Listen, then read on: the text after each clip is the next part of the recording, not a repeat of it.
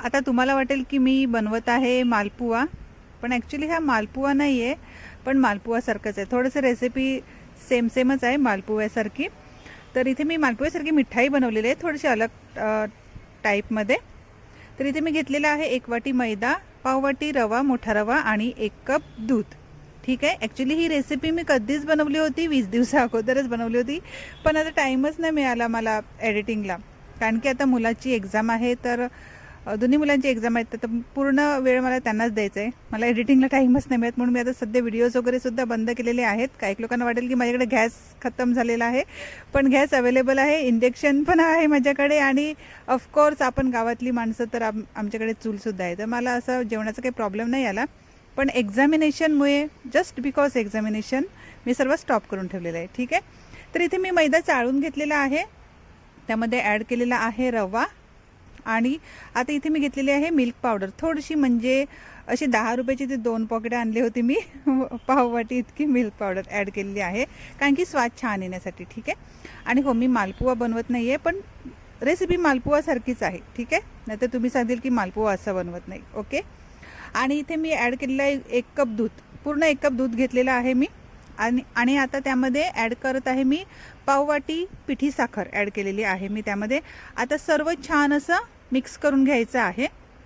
आणि आता आपल्याला थोडंसं बॅटर बनवून घ्यायचं आहे, म्हणजे स्मूथ बॅटर बनवून घ्यायचं आहे. तर मी पुन्हा एकदा 1 कप पाणी त्यामध्ये ॲड केलेलं आहे, म्हणजे 1 कप दूध आणि 1 कप पाणी.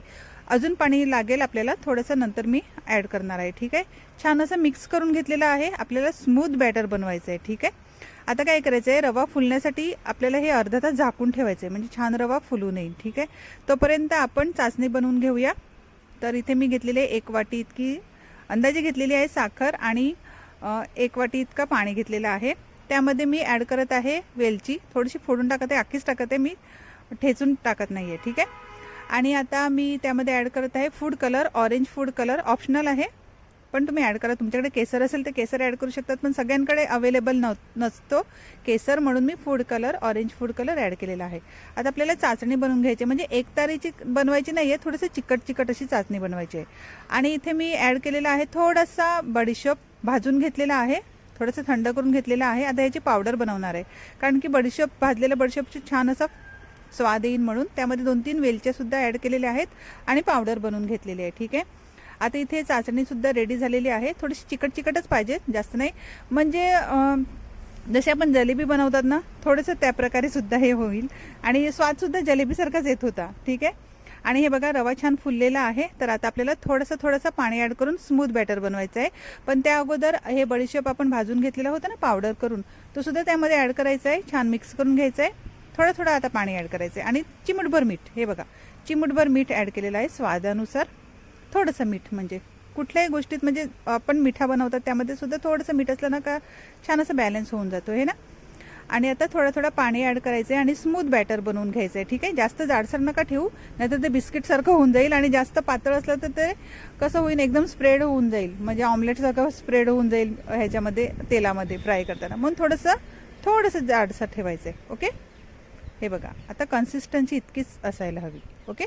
आता मी इथे नॉनस्टिक पॅन घेत आहे, जसं आपण जलेबीसाठी असं पसरट पॅन घेतात ना, त्याच प्रकारे घ्यायचं आहे.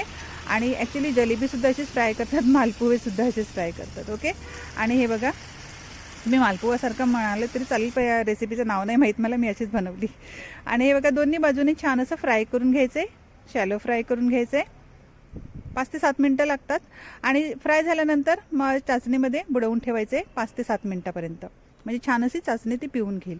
मी अगोदरच बनवले होते हे, त्यामध्ये डिप करून ठेवले होते. 5 ते 7 मिनटं ठेवून द्यायचं आहे छान अशी चाचणी पिण्यासाठी.